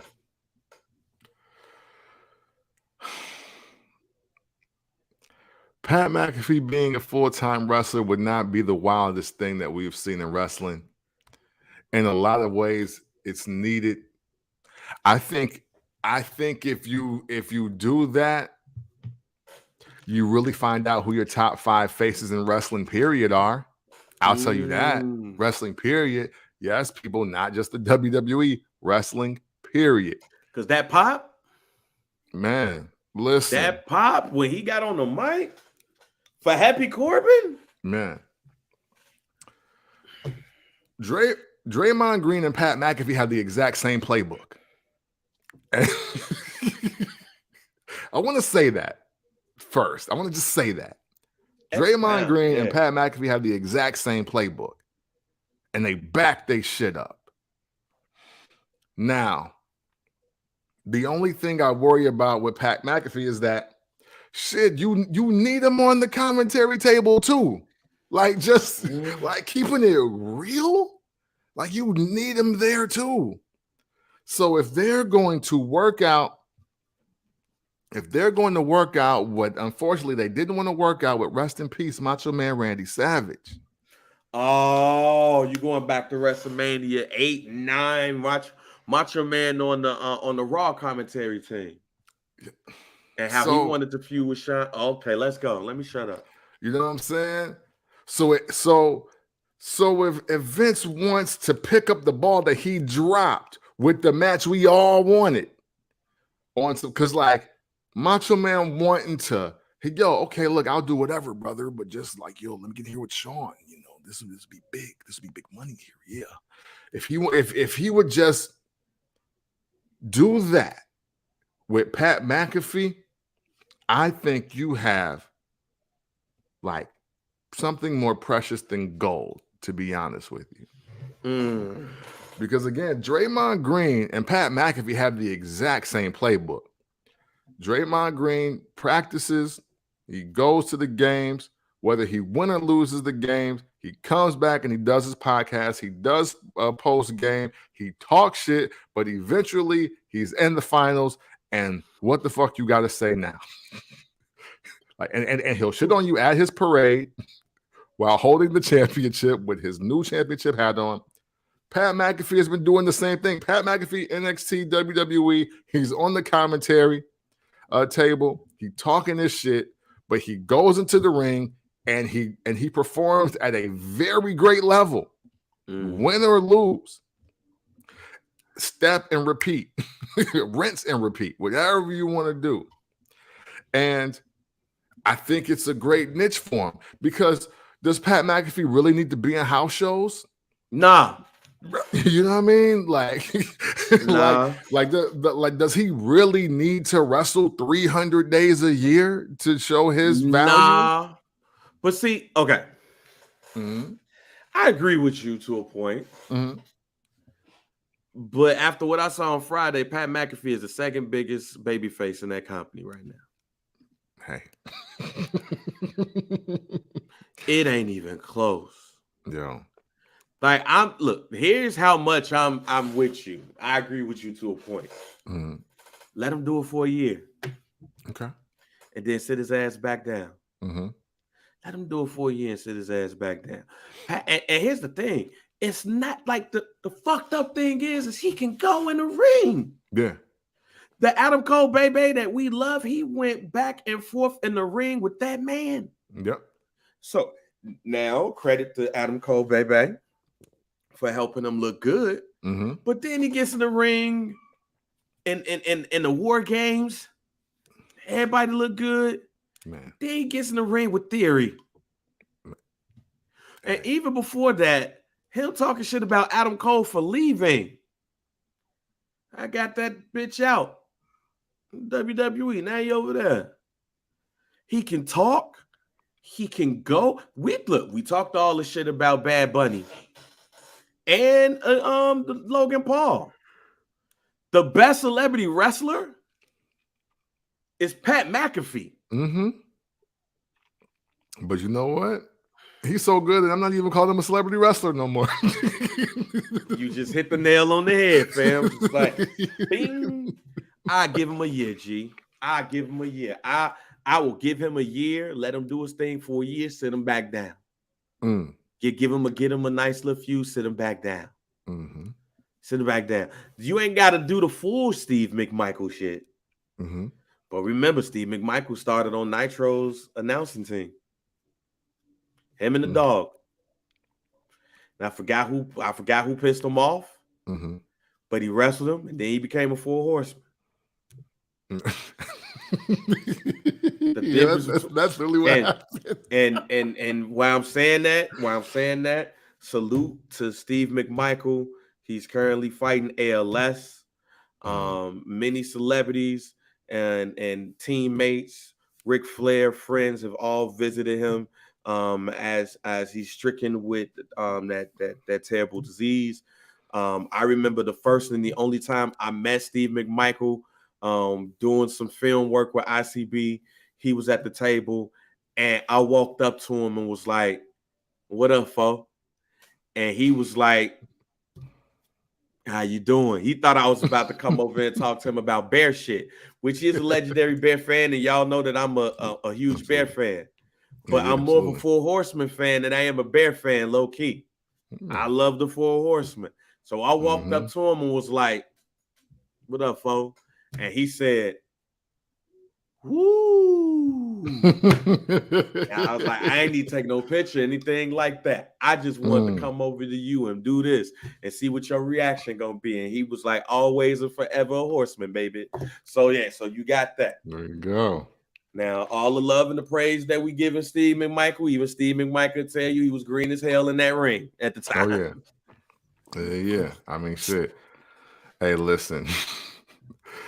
Ric Flair told me all he needed to tell me when they asked him about the Four Horsemen and the different ones. He was like, "Well, the only one I recognize is me, Tully Yarn, and and Ollie, and I don't recognize that other shit. I was don't like, recognize. damn. Right, it's the only one. Like some of them was decent though, Rick. Shit. Right, not the Lex Luger one. Man. Everything else was just some other shit. Yeah, man. Now, with that being said, Pat McAfee ain't that. Yeah. Pat McAfee can go. Fact. Pat McAfee has the glow. You got to strike that iron when it's hot. I'm not saying that you. And here's the thing. I'm not saying that you give him a belt because Steve McMichael was once the United States champion. Mm-hmm. And correct me if I'm wrong, he was a tag team champion before too. Yeah. Didn't him and Arn win it? I think so. I'm not saying put belts on them, but give him a feud or two. Yeah. Give him a feud or two. Because this Baron Corbin shit came out of nowhere. Yeah. Baron Corbin just was like, yo, you calling me a bum ass? I'm tired of it. Like bum ass Baron Corbin. Right. Like Baron Corbin really just came up to him like, man, you gotta stop making fun of me. And Pat McAfee's the bully in this case. Been calling your ass bum ass Corbin this whole time. Now you want to fight me? How about we doing that SummerSlam? He's the lead in this shit. Yeah. All I'm saying is, man, is Pat McAfee is gold you got right there. Gold. If you had Michael Cole in matches, consecutive matches at that. Yeah, man. Like all that shit. Right, boom. Him against Jerry the King Lawler. All that shit. If you had Michael Cole getting raped by Heidenreich. Man. I bet he wished Me Too was out then, boy. Man, if you getting all of that, G, you can get a couple of joints between now and WrestleMania. For sure. I ain't saying you got to be the Andre the Giant Battle Royal winner. Mm-hmm. Saying, man, get that man some love. Oh, while we thinking, my other guarantee is that even though I named AJ Styles and Riddle, I totally forgot about one name. One of those Money in the Bank slots is gonna be for Riddick Moss. All right, do you have any guarantees for today? Yeah. I mean, shit. Wow, yeah. That is a person that needs to be in the match. He got to be in the match, G. Wow. Man, I mean, you know what? I've said a lot today. I've said a lot. I'm just Yes, you have. Yes, the fuck you have. Yo, man, listen. I'm just gonna stick with the lot I've already gave us.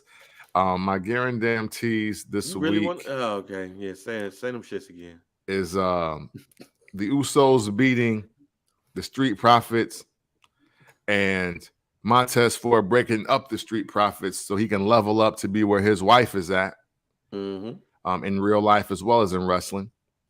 And I also got the new MAGA champ of America, Lacey Evans, winning Money in the Bank and cashing in on Bianca Belair in her home state of Tennessee at SummerSlam. Sorry, y'all. I'm sorry. But something's got to happen. No Big E. No Cody. No Edge. Roman do what he want. Brock do what he want.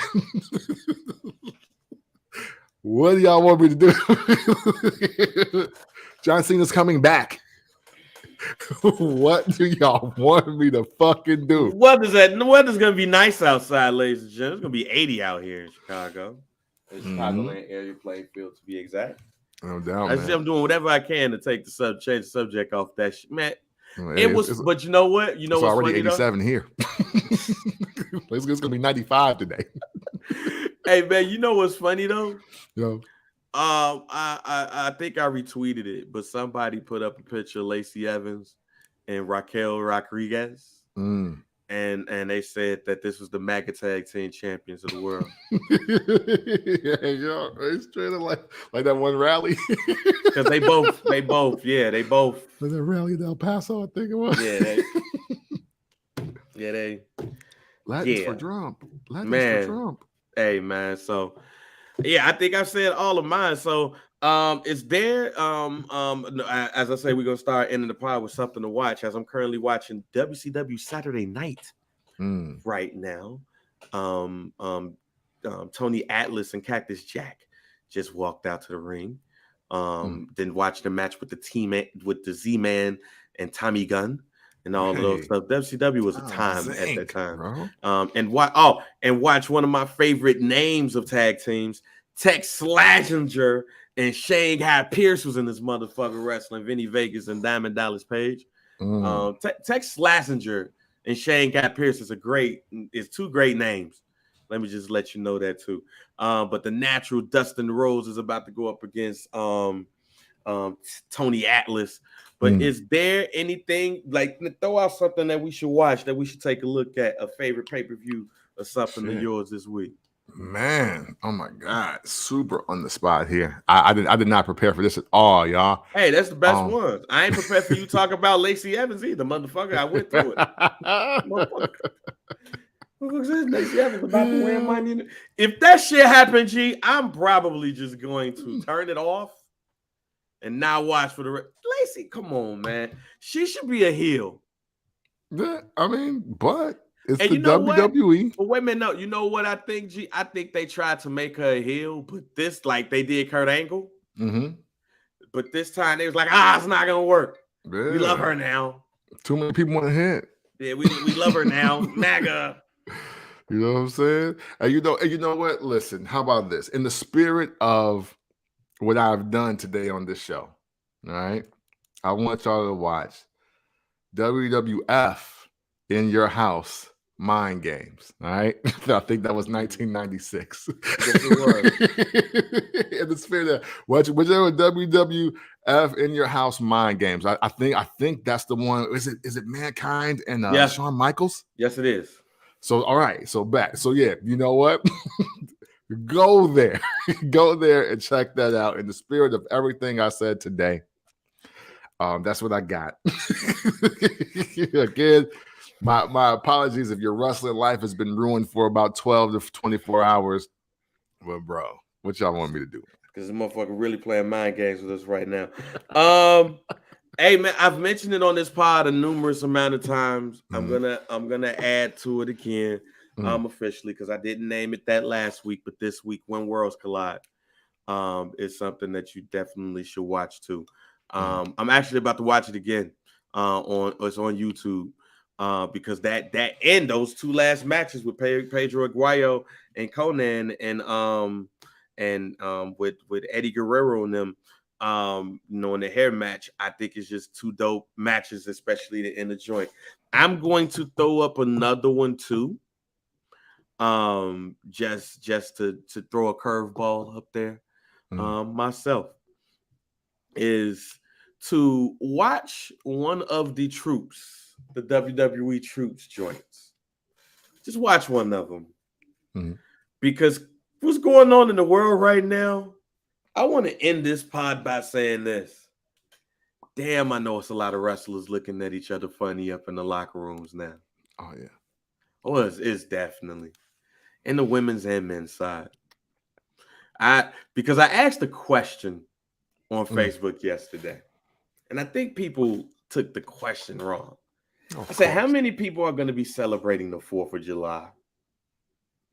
I see a lot of people, and wrestling too. I've seen a lot of people support what people are against what happened this past weekend. I've seen a lot of wrestlers voice their opinion on a certain subject that I would not get into. But we know wrestling is a MAGA ass sport. So I wonder what wrestlers are looking funny at other wrestlers in the light.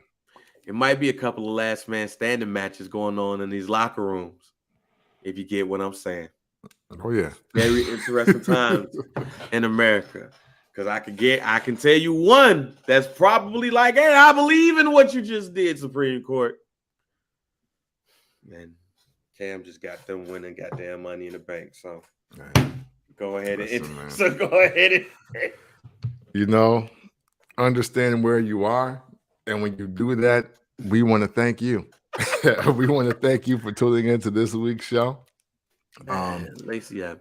You know what I'm saying? The likes, the comments, shares, tags, conversation, innuendo, elaboration, creation, even.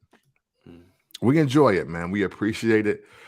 Thank you all for the way you choose to participate. Your choice to be proactive and how you engage in wrestling content. We appreciate that, man. I mean, obviously, we could do it without y'all, but we find much more joy in bringing you along for the ride. And understand that if you ever want to talk about wrestling in an unconventional way, you do so by checking out the First Black Champ podcast. Camp. Bang. We are out. And Lacey, I mean, our Money in the Bank, your Money in the Bank winner and mine, she's against it. Yeah. So it's gonna be interesting. MAGA revolution coming to wrestling soon.